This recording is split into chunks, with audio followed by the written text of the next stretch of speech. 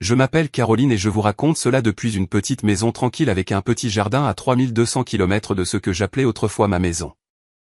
Dans 3 heures, mon mari Robert va se réveiller.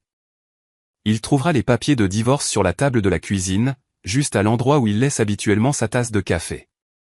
À côté de ces papiers se trouveront suffisamment de preuves pour non seulement mettre fin à notre mariage, mais aussi pour briser la réputation immaculée que lui et ma sœur ont si soigneusement forgée dans notre communauté.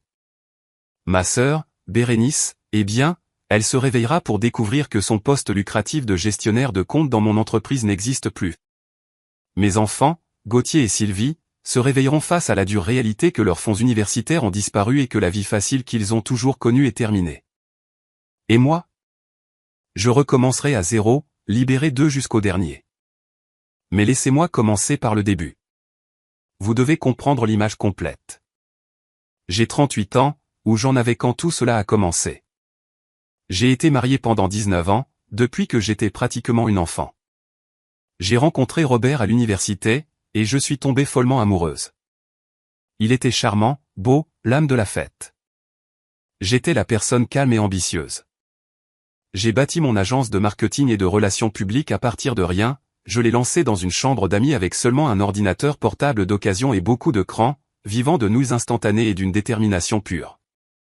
Maintenant, c'est une entreprise de plusieurs millions d'euros avec des clients dans tout le pays. Pendant que je travaillais 80 heures par semaine, mon mari Robert restait à la maison pour élever nos 2 enfants. C'était un accord que nous avions conclu. Je construirais l'empire et il gérerait le front domestique. Notre fils Gauthier a 17 ans. Notre fille Sylvie a 15 ans. Ma jeune sœur Bérénice travaillait pour moi. Je lui ai donné un emploi quand personne d'autre ne l'aurait fait. Fraîchement sortie d'un divorce compliqué sans réelle compétence. Je l'ai formée, encadrée, et elle est finalement devenue directrice de compte senior. De l'extérieur, nous étions la famille modèle de la réussite. Nous avions la grande maison dans une banlieue agréable, celle que j'avais conçue moi-même avec l'architecte. Nous avions les dîners du dimanche où tout le monde riait, Robert racontant des histoires sur les dernières bêtises des enfants, Bérénice se plaignant avec humour de ses clients impossibles. Nous avions les vacances exotiques en famille, une semaine à Hawaï chaque printemps, du ski à Aspen pour Noël, tout cela payé par le succès de mon entreprise. Je me souviens d'un voyage à Maui il y a quelques années. Je venais de conclure le plus gros contrat de ma carrière. Je les ai tous surpris avec des billets en première classe. Je me souviens avoir regardé Robert et Bérénice rire alors qu'ils essayaient de surfer avec les enfants qui les encourageaient depuis la plage. J'ai pris une photo de ce moment. Les 4, en silhouette contre le coucher de soleil, semblant si heureux, si parfait. Je pensais, c'est pour ça que tout ce travail acharné.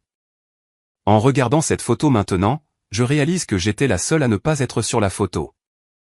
J'étais toujours celle derrière l'appareil photo, celle qui finance le cliché. J'étais l'architecte d'une vie dans laquelle je ne vivais même pas vraiment.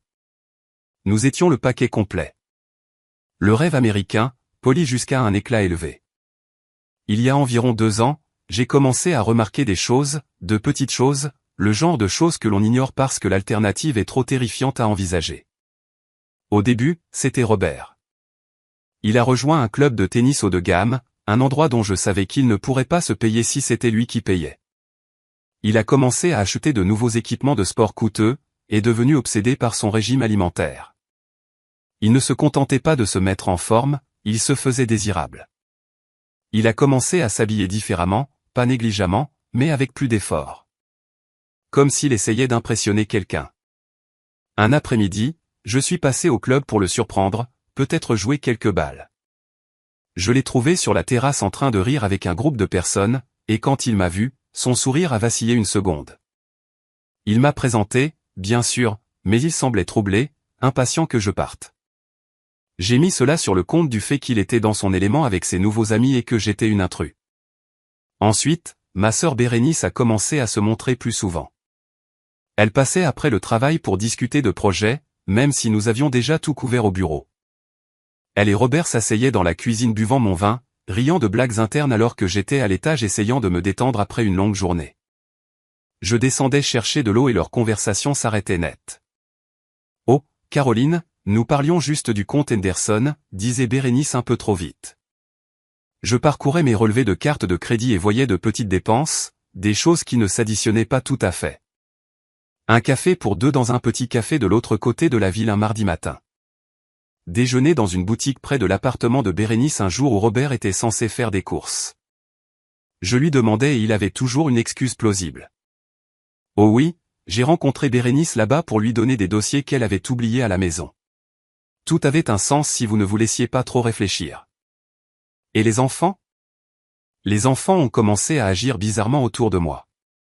Une froideur s'est installée que je ne pouvais pas identifier. Les conversations s'arrêtaient dès que j'entrais dans une pièce. Je demandais, de quoi parlez-vous, les amis? Et c'était toujours la même réponse de Gauthier, oh, rien, maman. Une histoire de rien du tout. Une nuit, j'ai surpris Sylvie au téléphone dans sa chambre. Elle chuchotait, non, il ne peut pas parler maintenant. Elle est à la maison. Je suis resté figé dans le couloir, le cœur battant la chamade. Quand elle est sortie, j'ai demandé à qui elle parlait. Juste une amie de l'école, a-t-elle dit, sans me regarder dans les yeux. Maintenant, je ne suis pas idiote, mais je ne suis pas non plus paranoïaque. Je suis une solutionneuse de problèmes. Je vois une situation. Je trouve une explication logique. Alors, j'ai tout expliqué. Robert avait un coup de milieu de vie, il voulait se sentir jeune et attirant à nouveau. Très bien pour moi. Bérénice avait probablement des problèmes avec son propre mari, Walter, et s'appuyait sur son beau-frère pour obtenir du soutien. Peu importe. Les enfants étaient juste des adolescents, secrets et maussades. J'avais une entreprise à diriger, une paie à honorer, des clients à satisfaire. Je n'avais pas le temps de jouer à la détective à propos de chaque petite bizarrerie dans ma propre maison. C'était mon erreur. Mon plus grosse erreur, ne pas être assez paranoïaque.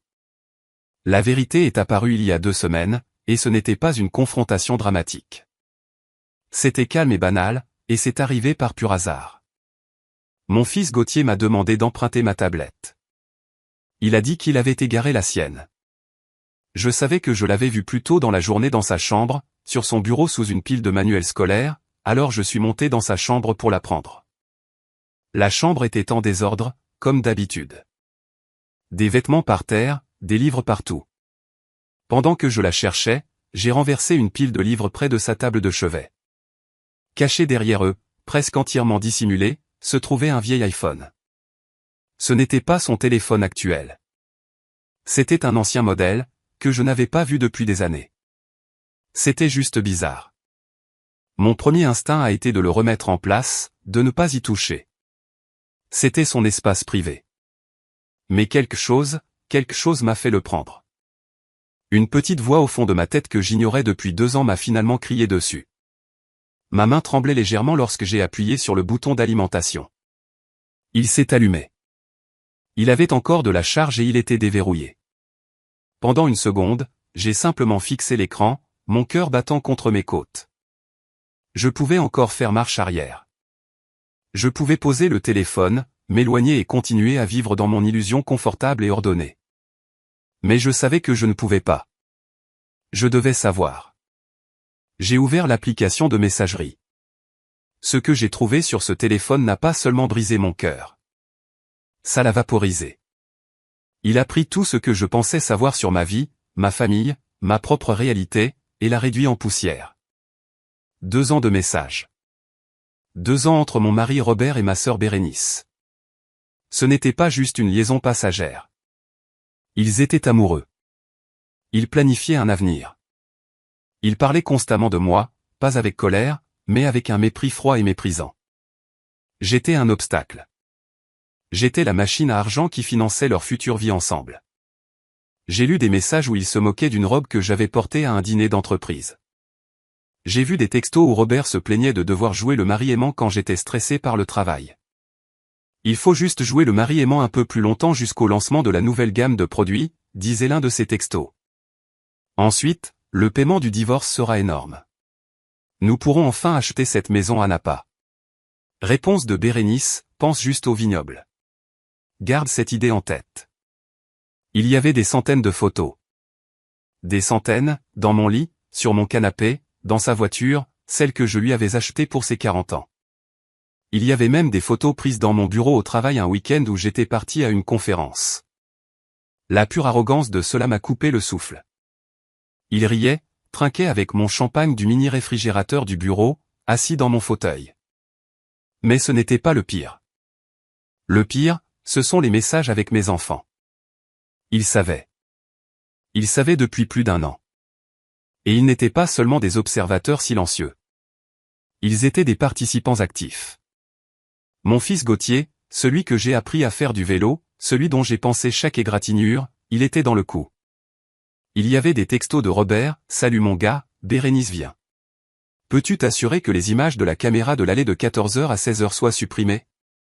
Réponse de Gauthier, « Compris, papa. » Ma fille Sylvie. Ma petite fille. Elle était la Libye. J'ai trouvé des messages de Bérénice, « Salut, ma chérie. Si ta mère demande, j'étais à ton entraînement de soccer jusqu'à 18h. D'accord ? Et Sylvie mentait pour eux. Je me suis souvenu de toutes les fois où j'étais rentré à la maison et où j'avais demandé où était Robert, et elle me regardait droit dans les yeux et disait, « Oh, papa était à mon entraînement jusqu'à 18h. » Pendant ce temps, une photo horodatée sur ce téléphone montrait mon mari et ma sœur ensemble dans un hôtel à 16h30. Ils avaient tout un système, des mots de code, des signaux d'avertissement pour quand je rentrais plus tôt. Mes propres enfants étaient des guetteurs pour l'aventure de leur père avec leur tante. Je suis resté assise sur le sol de mon fils pendant ce qui a semblé être une éternité, mais c'était probablement 1 heure. J'ai juste fait défiler. Mon esprit est devenu vide. J'avais l'impression de flotter en dehors de mon propre corps, regardant cette femme découvrir l'épave de sa vie. J'ai utilisé mon propre téléphone pour prendre des photos de tout, chaque message, chaque photo. Mes mains ne tremblaient même pas. Je ne pleurais pas. Je ne ressentais rien. C'était comme regarder un film sur la vie tragique et pathétique de quelqu'un d'autre. Le choc était si profond. C'était comme une anesthésie totale du corps. Quand j'ai finalement réussi à me lever, mes jambes semblaient ne pas m'appartenir. J'ai remis l'ancien iPhone exactement là où je l'avais trouvé, derrière les livres. Je suis descendu. La scène dans ma cuisine était si grotesque et normale qu'elle ressemblait à quelque chose d'un film d'horreur. Mon mari était à la cuisinière, fredonnant au rythme de la radio, préparant mon plat de pâtes préféré. Ma sœur était assise au comptoir de la cuisine, sirotant un verre de mon chardonnay, consultant son téléphone. Mes enfants étaient à table, faisant semblant de faire leurs devoirs. Une soirée de famille parfaite. « Salut chérie », a dit Robert en me souriant. Ce sourire facile et charmant que j'aimais tant. Le dîner est presque prêt. Je lui ai souri en retour. J'avais l'impression que mon visage se fissurait. Je me suis approché, lui ai donné un baiser sur la joue. Sa peau était chaude. Je n'ai rien ressenti. J'ai pris un verre de vin et me suis assise juste à côté de ma sœur. « Comment s'est passée ta journée de travail, sœur ?» a-t-elle demandé, sa voix pleine de fausse inquiétude. « Bien, ai-je dit. » Ma voix semblait même normale. J'ai conclu l'affaire Henderson. « Oh, Caroline, c'est incroyable !» Elle a crié en me serrant le bras. Son contact ressemblait à une araignée rampant sur ma peau. Nous avons mangé ensemble. Robert a servi les pâtes. Je les ai regardés tous manger la nourriture que j'avais payée dans la maison que j'avais payée, vivant une vie que j'avais payée pendant qu'ils complotaient pour me détruire. Nous avons parlé de choses normales, des projets pour le week-end à venir. La remise des diplômes de Gauthier était dans quelques mois. Sylvie avait un rôle dans la pièce de théâtre de l'école. Sylvie m'a montré un dessin de son cours d'art. C'était une image de notre famille, nous sourions tous. Je lui ai dit que c'était magnifique, et ma voix n'a même pas tremblé. Je regardais ma fille, ma petite fille, et je ne la reconnaissais pas. Elle était une étrangère, une complice. Juste un dîner de famille normal. Sauf que maintenant, je savais. Je savais que chaque sourire était faux. Chaque rire était un mensonge. Chaque « je t'aime maman » était une foutue insulte. Plus tard dans la nuit, dans notre chambre, Robert a initié des rapports sexuels. C'était la première fois depuis des mois qu'il montrait un réel intérêt. Et je l'ai laissé faire. J'ai joué le jeu. J'étais engourdi, détaché. Une actrice jouant un rôle. Tout ce temps, je ne pensais qu'à eux, à lui et à ma sœur dans ce lit. Notre lit. Je me demandais combien de fois ils avaient été ici pendant que j'étais en voyage d'affaires pour conclure un marché afin de payer leur vie. Quand nous avons eu fini, il s'est retourné et s'est blotti contre moi. Il a murmuré, « Je t'aime ». J'ai fixé le plafond sombre. « Je t'aime aussi », ai-je menti. Il s'est endormi quelques minutes plus tard, la tête sur ma poitrine, respirant profondément. Il semblait si paisible, si innocent, et moi, je suis resté allongé, fixant le plafond jusqu'à ce que le soleil se lève. L'engourdissement s'estompait, et quelque chose d'autre prenait sa place. Quelque chose de froid, de dur et déguisé. Je n'étais plus une victime. J'étais une planificatrice et j'étais sur le point de planifier la démolition de leur petite vie parfaite. Beaucoup de gens, peut-être même certains d'entre vous qui écoutez, diraient probablement que j'aurais dû les confronter sur le champ, crier, pleurer, lancer des objets, tout régler. J'y ai pensé. J'ai imaginé descendre avec ce téléphone, le jeter sur la table et regarder leur visage s'effondrer. Mais ensuite quoi? Une dispute sale et laide, des dénégations, des mensonges. Robert m'aurait traité d'hystérique. Bérénice aurait joué la victime. Il m'aurait fait du gaslighting, m'aurait dit que j'étais folle, que j'interprétais mal les choses. Ils auraient retourné la situation et d'une manière ou d'une autre, cela serait devenu ma faute. Le classique, tu n'étais jamais à la maison. Tu étais toujours en train de travailler pour compenser. Non. J'ai appris une chose en dirigeant une entreprise pendant 15 ans. Quand vous frappez une fois et vous faites en sorte que ça compte. Vous rassemblez vos informations, vous élaborez une stratégie et vous l'exécutez sans faille. Vous n'entrez pas dans une négociation en criant. Vous entrez avec tout le levier. Et j'avais tout le levier. Les 2 semaines qui ont suivi cette nuit ont été une leçon de maître dans la vie d'une double vie. En surface, j'étais la même Caroline. Stressée par le travail, mais une épouse et une mère aimante. En dessous, j'étais une architecte de la ruine, travaillant avec une concentration que je n'avais pas ressentie depuis les débuts de mon entreprise. Ma première action a été de trouver un avocat. Je n'ai pas trouvé n'importe quel avocat. J'ai passé 2 jours entiers à rechercher, vérifier et interviewer 3 des avocats de divorce les plus impitoyables de l'État. Le premier que j'ai rencontré était un homme qui n'arrêtait pas de me tapoter la main et suggérait des séances de conseil. Le mariage est un marathon, Caroline, a-t-il dit avec condescendance. Je suis parti après 10 minutes.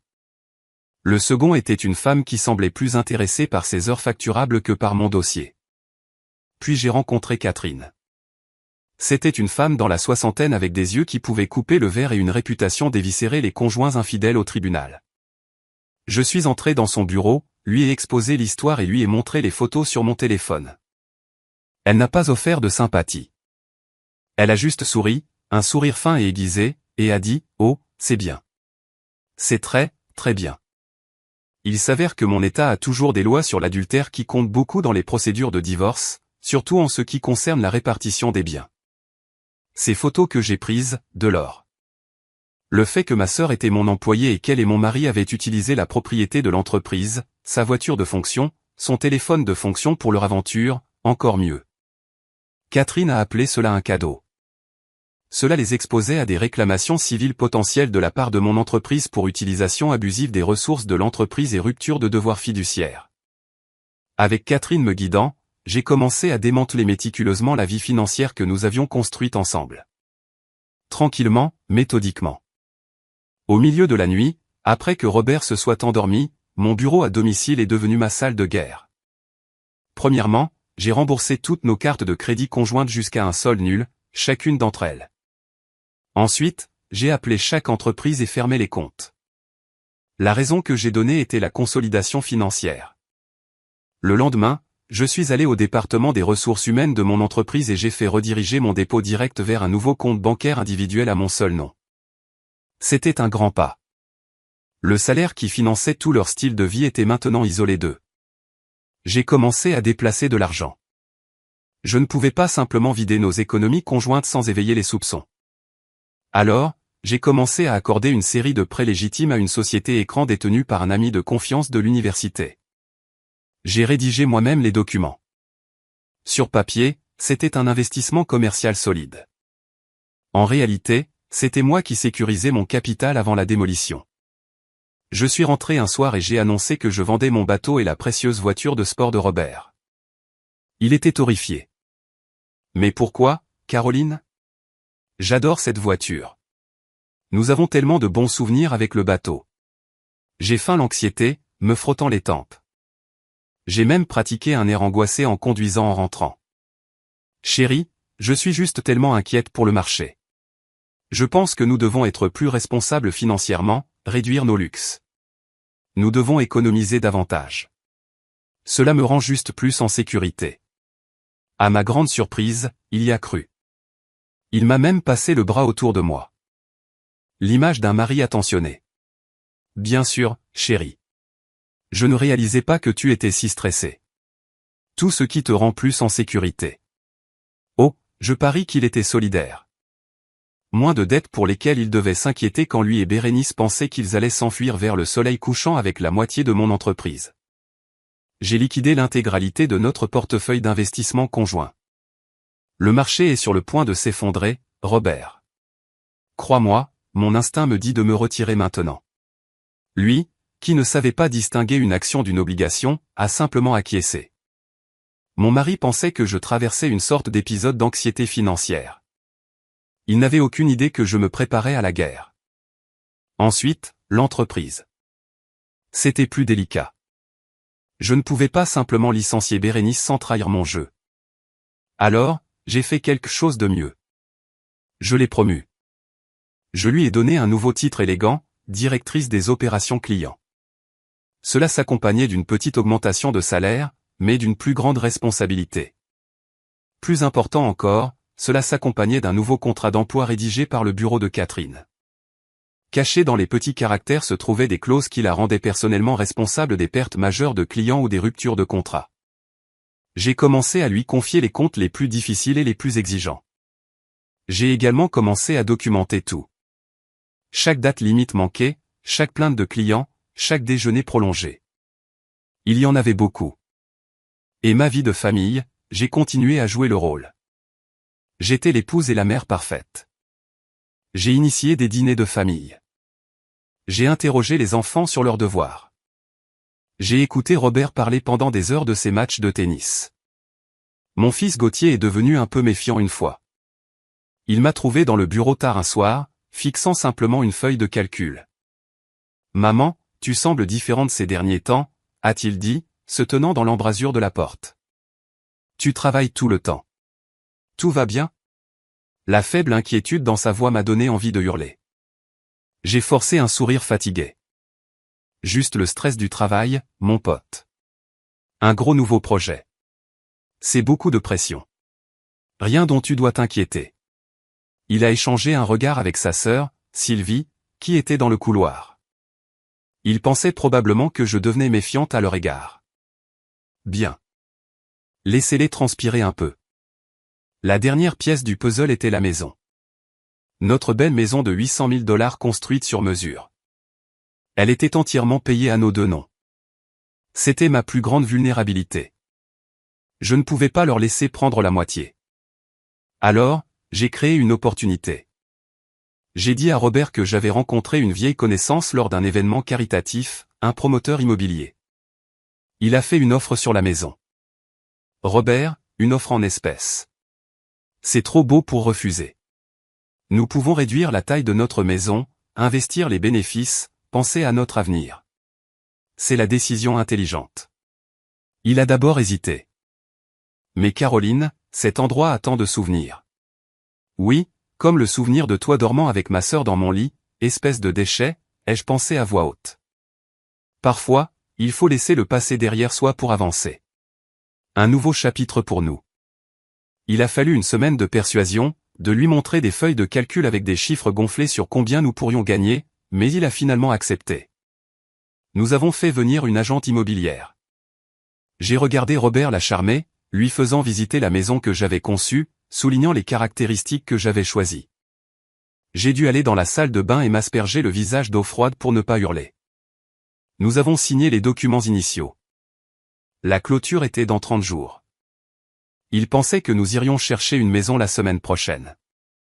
Il a même ramené des brochures pour des communautés fermées dans la ville voisine. Nous n'irons pas. Bérénice est passée le lendemain de la signature.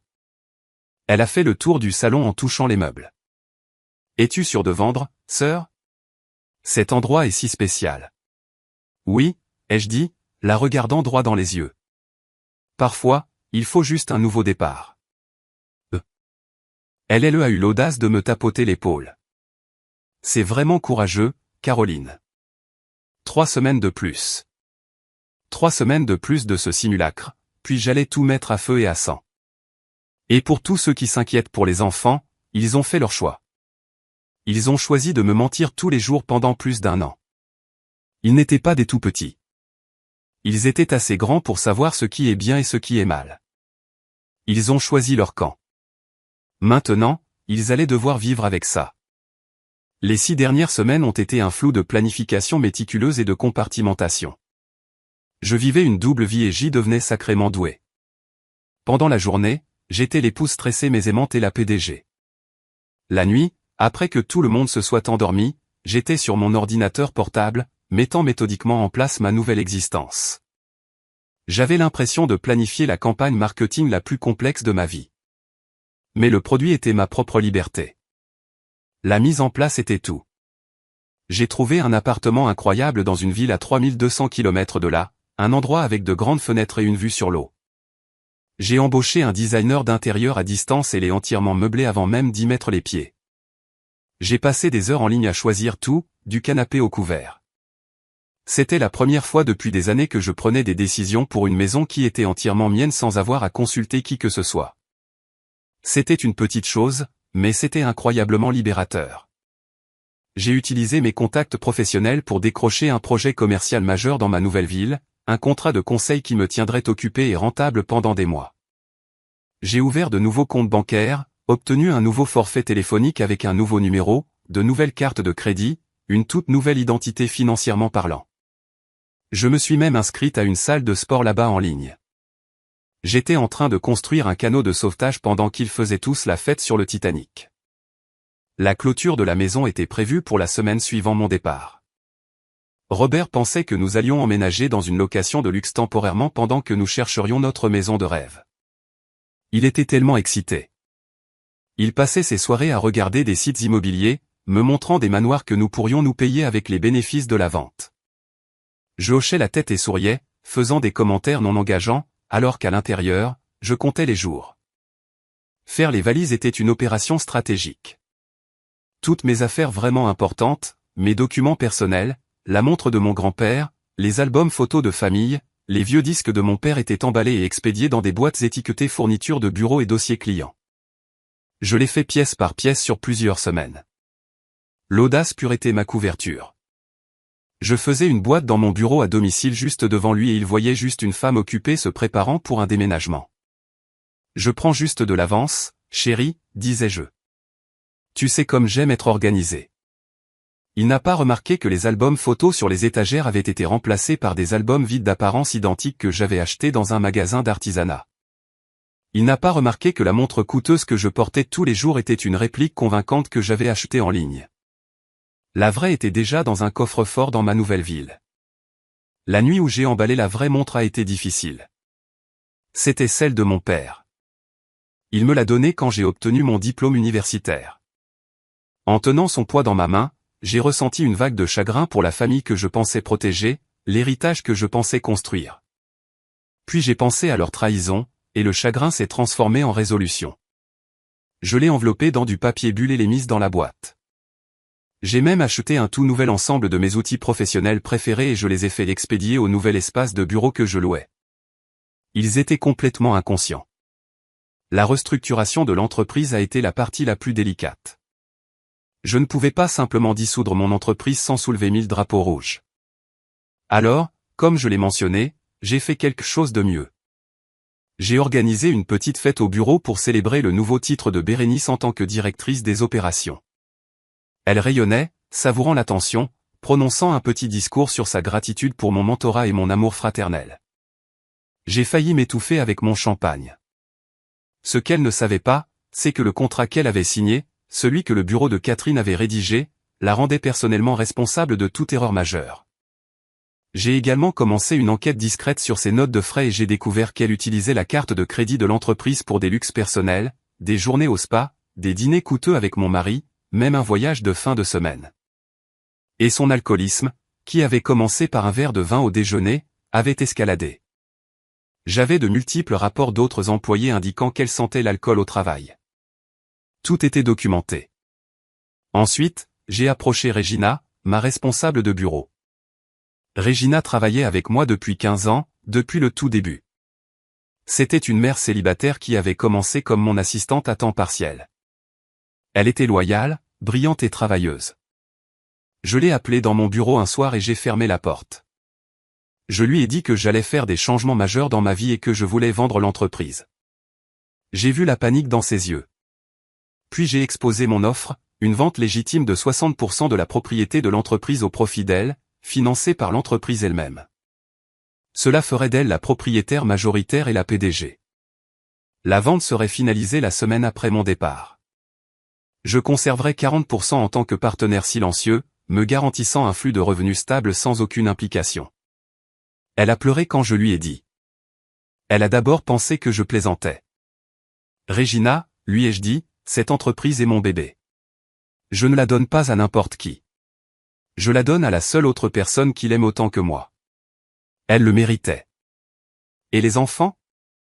C'est la partie où les gens vont probablement me haïr, mais honnêtement, je m'en fiche. Ils recevaient exactement ce qu'ils méritaient, une dose de réalité. Les fonds universitaires de mon fils Gauthier, qui étaient substantiels, étaient dans un fonds fiduciaire avec seulement mon nom dessus.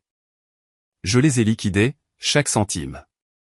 Il allait le découvrir de la manière la plus difficile quand il essaierait d'y accéder pour son premier paiement de frais de scolarité. Le 16e anniversaire de ma fille Sylvie approchait, et j'avais prévu de lui acheter une voiture neuve. Ce n'était pas le cas. Les cartes de crédit que j'avais payées, celles qu'ils utilisaient pour tout, de la restauration rapide aux nouveaux vêtements, devaient être coupées le jour de mon départ.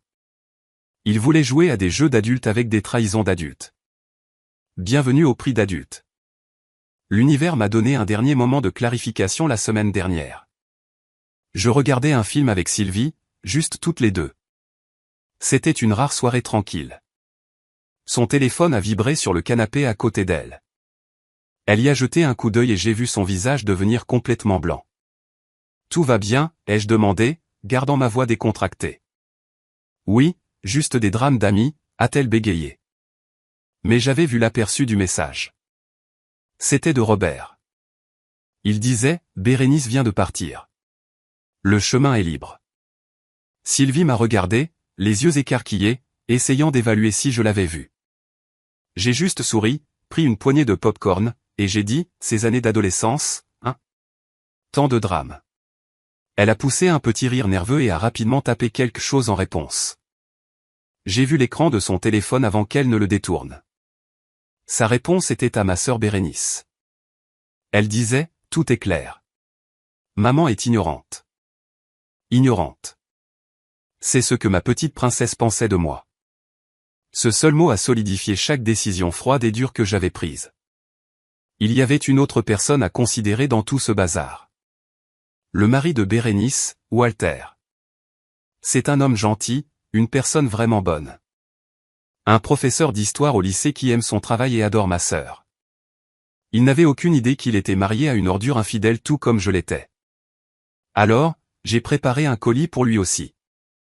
Tout, chaque photo, chaque message, chaque horodatage, un dossier complet et incontestable de la trahison. Il méritait de savoir quel genre de femme il avait épousé. J'ai organisé un coursier pour livrer ce paquet à son école le jour après mon départ. Alors, voici le plan pour demain. Je pars pour un voyage d'affaires le matin. Un vol matinal. Je ferai un bisou à mon mari. Je serrerai mes enfants dans mes bras. Je serrerai la main de ma sœur quand elle passera pour notre réunion hebdomadaire avant de me rendre à l'aéroport. Ce seront tous des adieux normaux pour ce qu'ils pensent être un voyage normal. J'ai même fait une petite valise d'appoint avec quelques changements de vêtements, que je laisserai dans ma voiture à l'aéroport. Sauf que j'ai déjà expédié mes vraies valises. Je voyage avec seulement un sac à dos. Ma nouvelle vie commence avec moins de bagages, littéralement. Le dossier sera sur la table de la cuisine quand Robert se réveillera. À l'intérieur, les papiers de divorce, des captures d'écran imprimées des messages les plus accablants, des relevés financiers montrant tous les mouvements légaux que j'ai faits, et une clé USB avec chaque photo et chaque message que j'ai trouvé. Il n'y aura pas de longue lettre émotionnelle, pas d'explication, juste un seul post-it sur le devant. Il dira « Je sais tout. Ne me contactez pas, communiquez uniquement par l'intermédiaire de mon avocat. Mon ancien téléphone sera dans le tiroir de la cuisine. Réinitialisation d'usine. Mon nouveau numéro est déjà actif et seulement 3 personnes l'ont, mon avocat, Regina et mon nouveau responsable immobilier. Au moment où ils liront cette note, je serai à 10 000 mètres d'altitude, volant vers ma nouvelle vie. Catherine s'occupera de tout. La vente de la maison se fera. Ils ne peuvent plus l'arrêter. Le divorce sera simple avec la montagne de preuves. Bérénice recevra sa lettre de licenciement par courrier recommandé avec un avis que toute tentative de contestation entraînera des poursuites pénales pour détournement de fonds grâce à son utilisation créative de la carte de crédit de l'entreprise. Et les enfants? Ils le découvriront quand Robert ne pourra plus payer leur style de vie. Quand leurs fonds universitaires auront disparu. Quand ils réaliseront que leur mère n'est pas la sainte nitouche pathétique et ignorante qu'ils pensaient qu'elle était. Certains d'entre vous diront que je suis trop dur, qu'ils ne sont que des adolescents manipulés. Je dis, merde.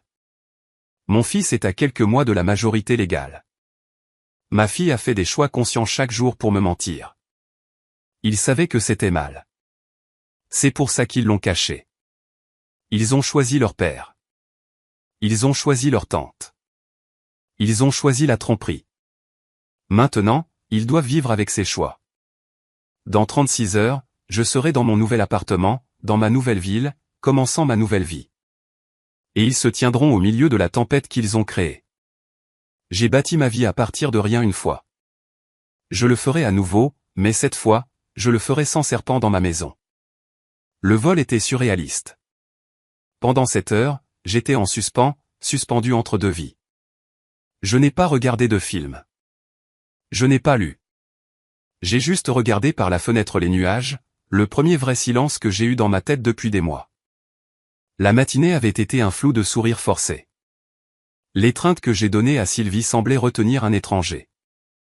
Gauthier m'a donné une brève accolade avec un bras avant de plonger son visage dans son téléphone. Robert m'a embrassé à la porte. Bon voyage, chérie. Appelle-moi quand tu atterris. J'ai conduit jusqu'à l'aéroport en mode automatique, ma ville semblant étrangère dans le rétroviseur. J'ai laissé la voiture dans le parking longue durée, j'ai laissé le sac d'appât dans le coffre et je suis entré dans le terminal avec rien d'autre que mon sac à dos et un billet aller simple pour mon avenir. J'ai atterri à midi. À 12h30, alors que j'étais dans un taxi en route vers mon nouvel appartement, mon nouveau téléphone, celui avec le numéro que seules 3 personnes connaissaient, a commencé à vibrer. C'était Catherine, mon avocat. Le colis a été livré, a-t-elle dit, sa voix nette et professionnelle. Et le destinataire n'est pas content. Elle m'a dit que mon ancien téléphone, celui que j'avais laissé derrière moi, avait fait exploser le service de messagerie de son bureau. Au moment où je me suis enregistré dans mon nouvel immeuble, j'avais 47 appels manqués de divers numéros appartenant à Robert, Bérénice et mes parents. Je n'en ai répondu à aucun. Je me suis tenu au milieu de mon nouvel appartement, magnifiquement meublé et complètement vide, écoutant les bruits de la ville à travers ma fenêtre, et j'ai ressenti un profond sentiment de paix. La tempête se brisait, et j'étais en sécurité dans l'œil du cyclone. La merde n'a pas seulement frappé le ventilateur. Elle a frappé tous les ventilateurs dans un rayon de 16 km.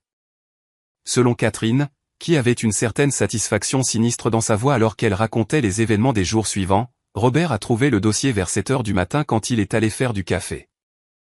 Son premier appel a été à son bureau, criant, pleurant, exigeant de savoir où j'étais. Bérénice est arrivée à la maison vers 8 heures du matin, probablement convoquée par un appel frénétique de Robert. Apparemment, la dispute qui a éclaté entre eux était légendaire. Catherine avait une source, une voisine curieuse qui était une ancienne cliente et qui a rapporté une bagarre massive sur la pelouse avant. Accusation, récrimination, tout le spectacle l'est.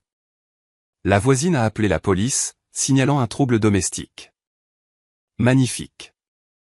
Les deux amoureux, se retournant enfin l'un contre l'autre quand la machine à argent a disparu. Cet après-midi-là, mon fils Gauthier a essayé d'accéder à son fonds universitaire pour verser un acompte pour sa chambre au dortoir de l'université d'État dans laquelle il avait été si fier d'entrer. Surprise, connard.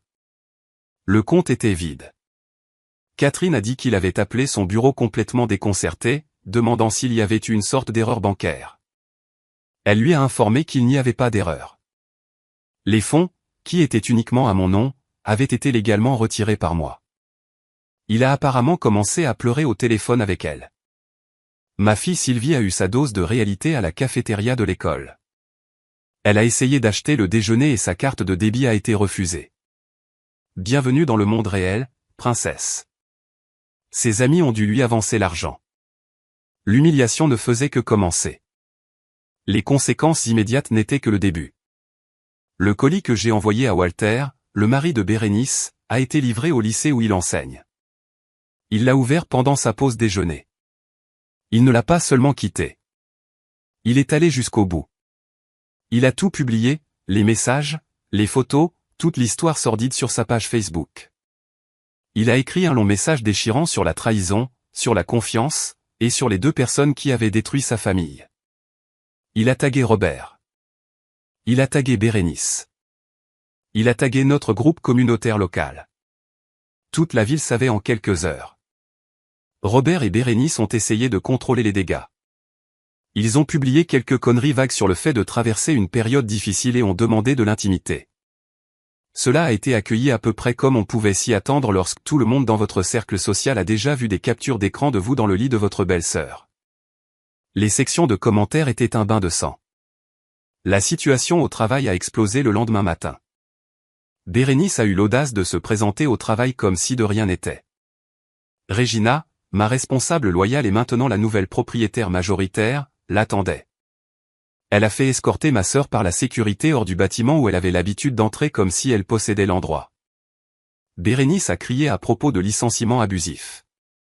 L'avocat de l'entreprise, déjà préparé par Catherine, a rapidement mis fin à cela avec le dossier documentant son utilisation abusive des biens de l'entreprise et son alcoolisme au travail. Le meilleur ?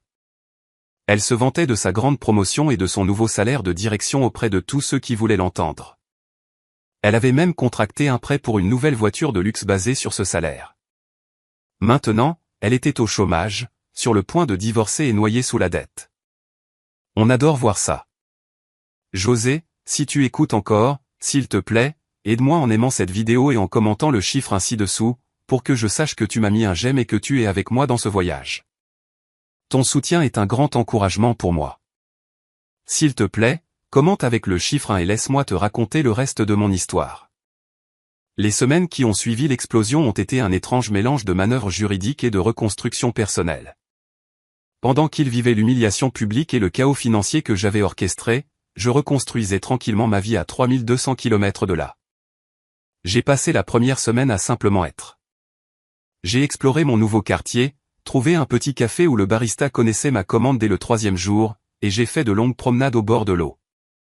Je décompressais après 2 ans à retenir mon souffle. Le divorce était, selon les mots de Catherine, l'accident de train le plus propre et le plus rapide que j'ai jamais vu. L'avocat de Robert, un gars astucieux en costume coûteux, a essayé de se battre. Bien sûr, ils ont essayé d'affirmer que j'avais abandonné la famille, que Robert méritait la moitié de tout, plus une pension alimentaire significative pour ses années en tant que père au foyer. Catherine a littéralement ri au téléphone avec eux. Puis elle leur a envoyé le dossier de preuves complet. L'aventure, le complot, l'implication des enfants, l'utilisation abusive des fonds de l'entreprise par Bérénice. C'était accablant. Catherine m'a dit qu'ils avaient eu une réunion de règlement où l'avocat de Robert a regardé les preuves pendant 10 minutes, est devenu pâle, et a demandé une suspension.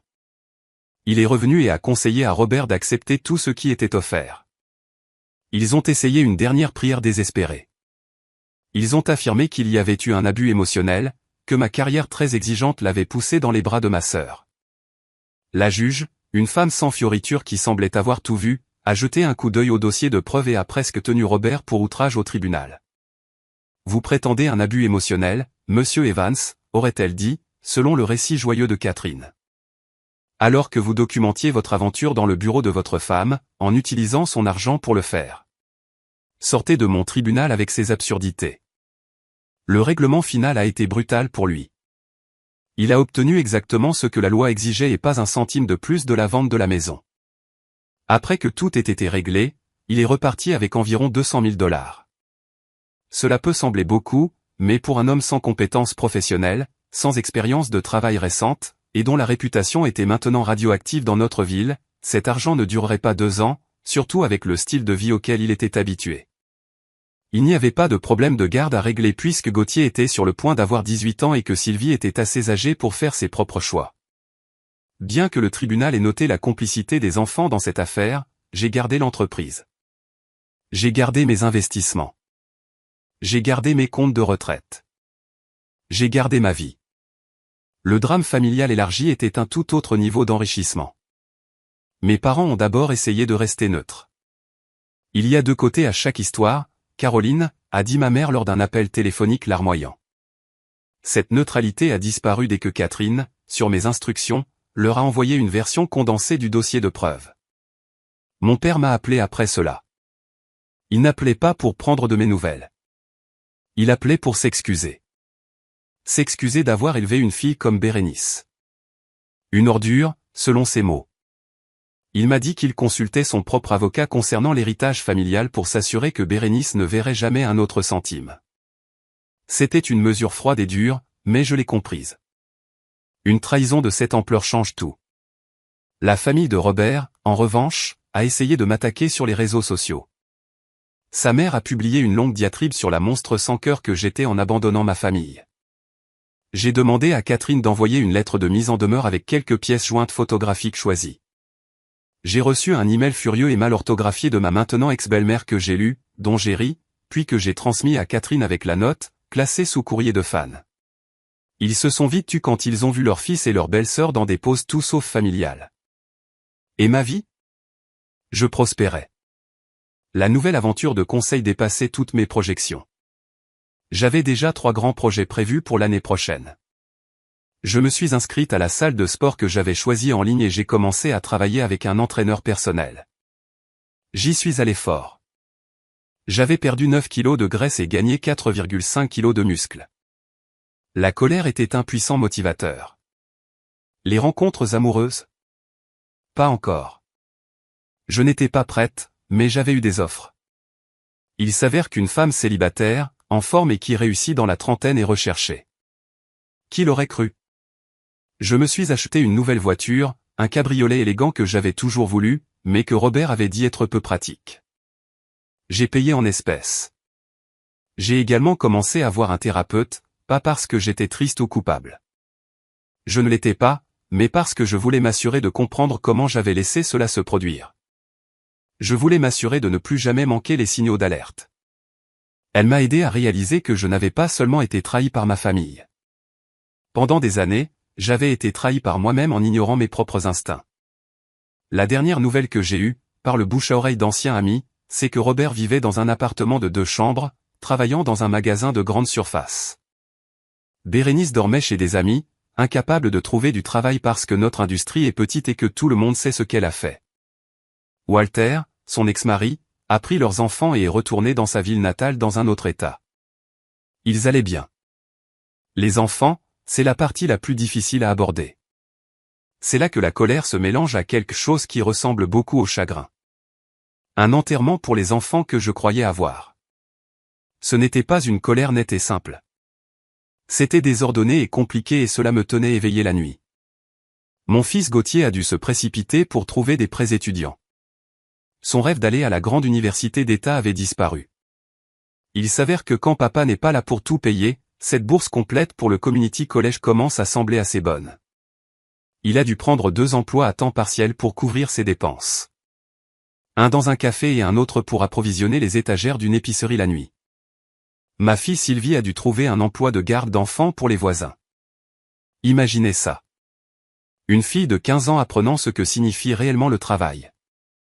Ils ont tout essayé pour me contacter. Ils ont créé de nouveaux comptes sur les réseaux sociaux. Ils ont envoyé des emails depuis de nouvelles adresses. Ils ont même demandé à leurs amis d'essayer de me joindre. Bloqué. Bloqué. Bloqué. Une nuit, j'ai vu un appel entrant d'un numéro que je ne reconnaissais pas. J'ai laissé aller à la messagerie vocale. C'était Sylvie. Maman, s'il te plaît, a-t-elle sangloté dans le téléphone. S'il te plaît, rappelle-moi juste. Tu me manques tellement.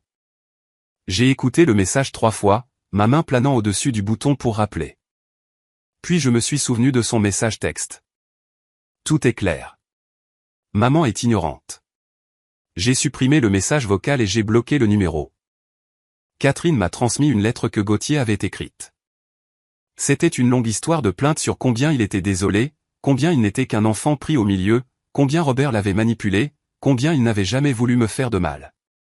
Pris au milieu. J'ai lu cette phrase et j'ai senti une bouffée de rage me monter au cou. J'ai juste fixé le mur, la lettre lourde dans ma main. J'ai disséqué ces mots pour mon public, soulignant le langage passif. Il a été pris au piège, pas j'ai fait un choix. Il a été manipulé, pas j'ai choisi de croire les mensonges parce que c'était plus facile.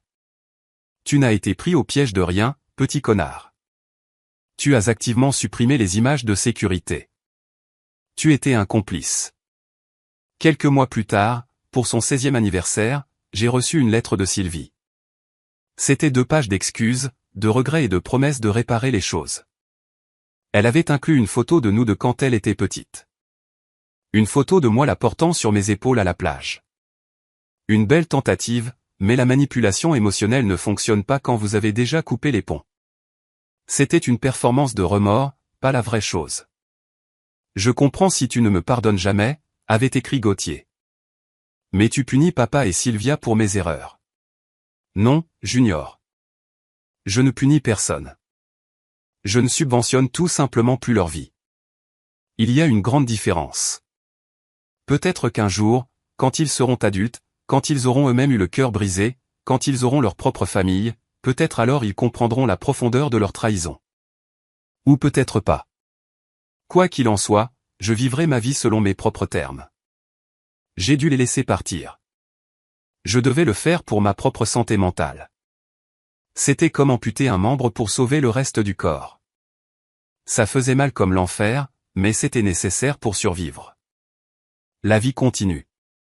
C'est ce qu'ils vous disent, n'est-ce pas?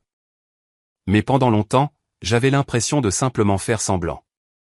Se réveiller, aller à la salle de sport, travailler, manger, dormir, répéter. J'étais fonctionnel, même réussi. Mais il y avait un vide en moi. J'avais construit des murs autour de mon cœur si hauts et si épais que je n'étais pas sûr si quelque chose pourrait jamais y pénétrer à nouveau. J'ai eu quelques rendez-vous avec des hommes gentils et normaux. Mais je n'ai rien ressenti. J'étais poli mais distante. Je ne pouvais pas baisser ma garde. Puis quelque chose d'inattendu s'est produit. Walter, l'ex-mari de Bérénice, m'a contacté. Cela a commencé par un email. Il voulait juste me remercier de lui avoir dit la vérité. Il a dit que c'était la chose la plus difficile qu'il ait jamais traversée, mais savoir était mieux que de vivre dans le mensonge. Cet email unique s'est transformé en 2, puis en longues conversations par SMS. Nous étions 2 survivants du même naufrage, comparant nos notes. Nous avons parlé de nos ex, de la trahison. Mais nous avons aussi commencé à parler d'autres choses, de son amour pour l'histoire, de ma passion pour la construction de marques, de nos enfants, de se sentir perdu dans la trentaine. Il m'a dit quelque chose lors d'un de ces appels tardifs qui m'a glacé jusqu'aux os. Il a dit que dans le bazar de leur divorce, Bérénice avait tout avoué. Elle et Robert complotaient depuis des années. Ils n'attendaient pas seulement que mon entreprise grandisse. Ils attendaient que mes parents meurent. Mon père avait un problème cardiaque et ils savaient que j'étais la principale bénéficiaire de leur testament. Ils attendaient de mettre la main sur mon héritage aussi. Et les enfants connaissaient cette partie du plan aussi. Cette petite information a effacé toute trace persistante de doute que j'avais sur mes décisions. Ce n'était pas une erreur. C'était un complot. Après quelques mois de discussion, Walter a mentionné qu'il pensait à un changement. Le district scolaire était un désastre et il voulait un nouveau départ pour lui et ses enfants. Ma nouvelle ville, a-t-il noté, avait l'un des meilleurs systèmes scolaires publics du pays. Était-ce désordonné? Peut-être. Est-ce que ça m'importait? Non. Il a déménagé ici le mois dernier. Nous y allons doucement. Nous nous sommes rencontrés pour un café. C'était gênant au début. Deux personnes connectées par un traumatisme laid. Mais ensuite, nous avons commencé à parler et c'était facile. Il était gentil, drôle et décent. C'est agréable d'être avec quelqu'un qui a de l'intégrité, quelqu'un qui comprend. Nous ne sommes que des amis pour l'instant, mais c'est une fondation. J'ai acheté une maison. Rien de chic comme mon ancienne, mais elle est à moi. 3 chambres, 2 salles de bain, une piscine et un bureau à domicile dédié où je peux travailler sans que quelqu'un me harcèle à propos du bruit. J'ai même commencé à enseigner un petit cours de commerce à temps partiel au community college local. C'est agréable de redonner, d'aider les jeunes gens ambitieux à éviter certaines des erreurs que j'ai commises. Je suis dans la meilleure forme de ma vie. J'ai commencé la boxe. Il y a quelque chose d'incroyablement thérapeutique à frapper un sac lourd quand on imagine certains visages dessus. Je me suis fait des amis solides à la salle de sport, des gars et des filles qui valorisent l'honnêteté et le travail acharné. Le divorce a été finalisé il y a 2 mois. Le divorce le plus propre que Catherine ait jamais vu, selon elle. Pourquoi ? Parce que les preuves étaient si accablantes. Il ne restait rien à contester. Les gens demandent si je le regrette, si je regrette d'être devenu nucléaire, si j'aurais dû essayer des conseils, essayer de pardonner, essayer de garder la famille unie pour les enfants. Voici ma réponse. Au diable, non. Ils n'ont pas seulement trompé. Ils ont conspiré. Ils ont comploté. Ils ont fait de moi une idiote dans ma propre maison, avec mon propre argent. Mes enfants, les 2 personnes pour qui je serais morte, me regardaient droit dans les yeux tous les jours et ils mentaient. Ils ont aidé leur père à me trahir. Ils savaient à quel point j'avais travaillé dur pour eux, pour notre vie, et ils ont craché dessus. Certaines personnes pourraient pardonner cela. Certains pourraient dire, gardez la famille unie quoi qu'il arrive. Ces personnes sont meilleures que moi. Ou peut-être sont-elles plus faibles. Cela dépend de votre perspective. J'ai choisi moi-même. Pour la première fois en 19 ans, j'ai choisi moi-même. Et je n'ai aucun regret. Il y a 2 semaines, sans prévenir, mon nouveau téléphone a sonné. C'était un ancien numéro que j'avais oublié d'avoir donné au cabinet de notre dentiste il y a des années. J'ai failli ne pas répondre, mais la curiosité a gagné. C'était Robert. Je ne sais pas comment il a eu le numéro. Sa voix était différente, plus fine, vaincue. « Caroline, s'il te plaît », a-t-il dit. J'ai failli raccrocher, mais j'ai écouté. Je voulais l'entendre.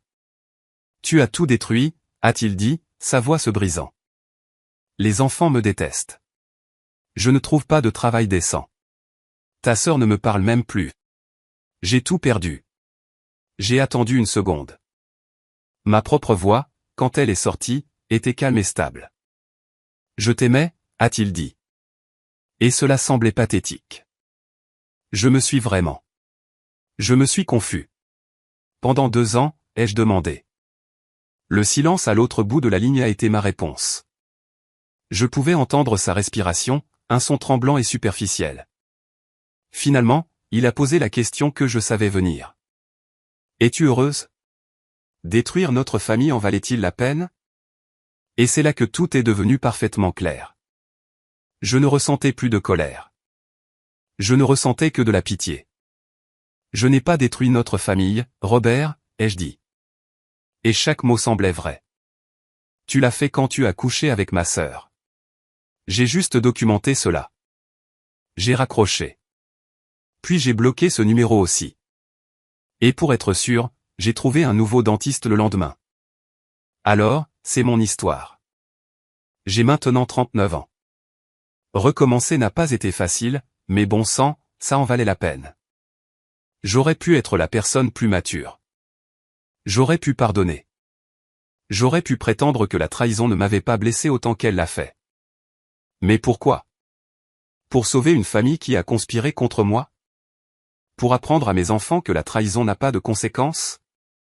Pour montrer à mon mari qu'il pouvait coucher avec ma sœur et toujours vivre dans ma maison et dépenser mon argent ?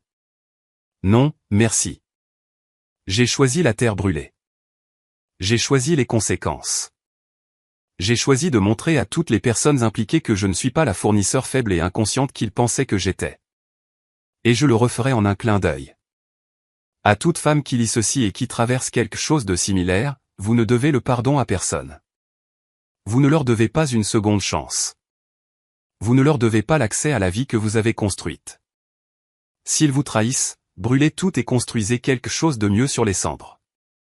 Et à ma famille ex, si vous lisez ceci d'une manière ou d'une autre, vous pensiez me connaître. Vous pensiez que je ne le découvrirais jamais. Vous vous êtes trompé. Profitez du lit que vous avez fait. Je serai dans le mien, dans ma nouvelle maison, dans ma nouvelle ville, vivant ma meilleure vie sans vous. Nope. Hmm.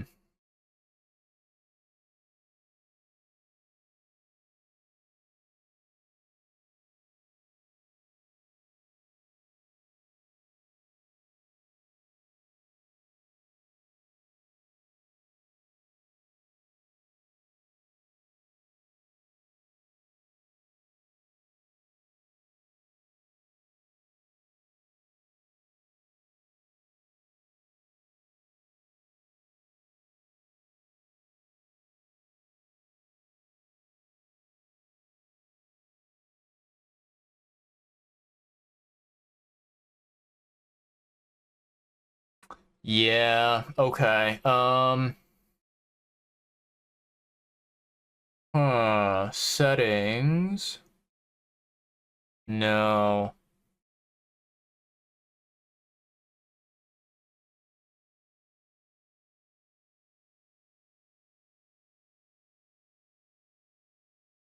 No.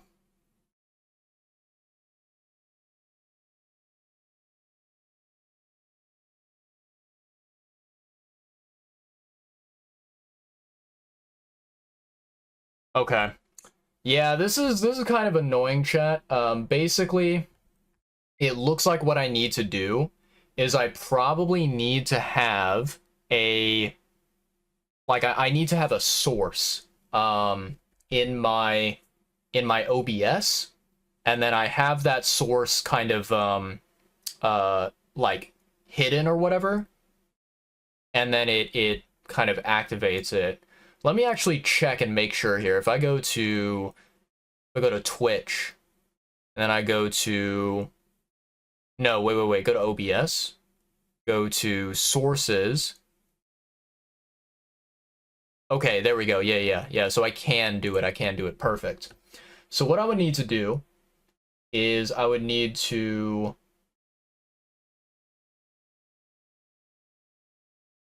I'm gonna create a group. We're gonna call this um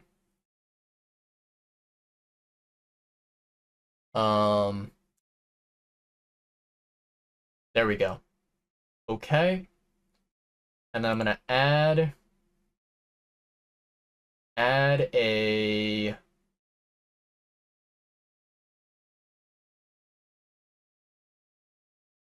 media. Yeah, okay. Add a media source. We're gonna call this one gifted sub alert. Okay. And then browse. I'm gonna go to DaVinci.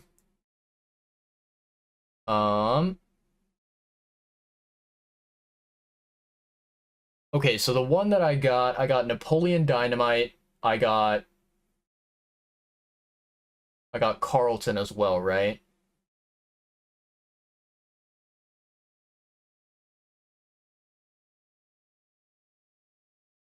Where is it? F. Okay.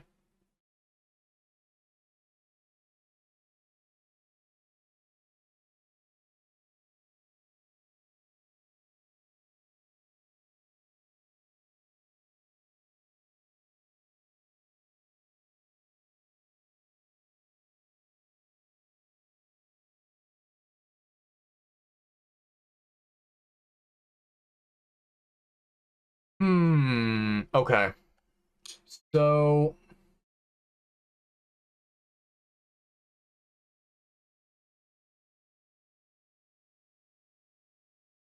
All right, so we have this here, chat. We have this this dancing alert here. Okay. Now the thing is, I need core. All right, give me a second. If I go to services, timers.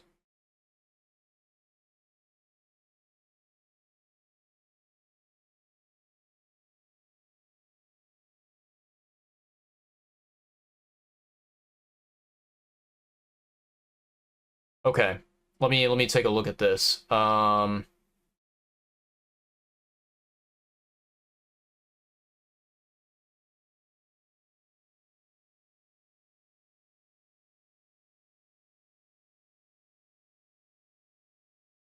13 seconds. Okay, 13 seconds. Got it, got it, got it. 13 seconds, chat. So we're gonna do 13 like that, and then we're gonna do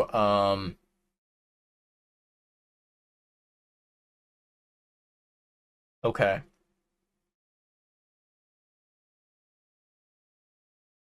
All right.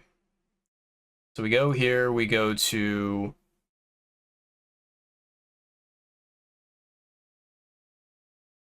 add core timer enabled, okay. And then add, we're gonna do Twitch. No, wait, we're gonna do OBS, source, visibility. We're gonna do, where is it? Variety. We're gonna do, where is it?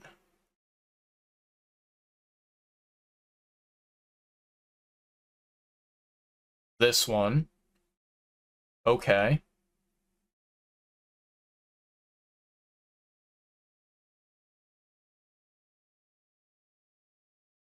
Okay, so how does the timer work? Because I want this to disappear. So I need to look this up, chat. I apologize for the tangent, but I'm kind of just going through this stuff and attempting to workshop it live. So let's go to sub actions.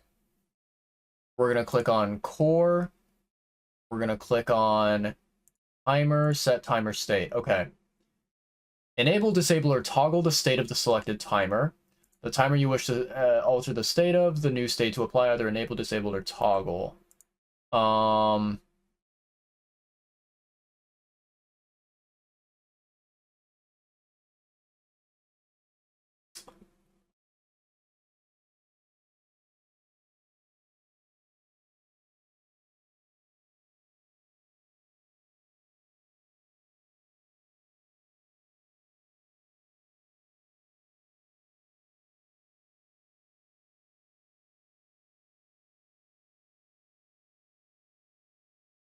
Okay, so then let me see here. What if I do core, then we go to logic,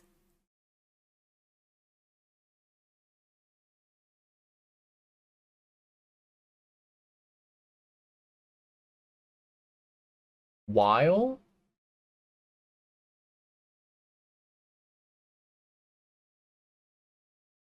Okay, so let me take a look at logic, while.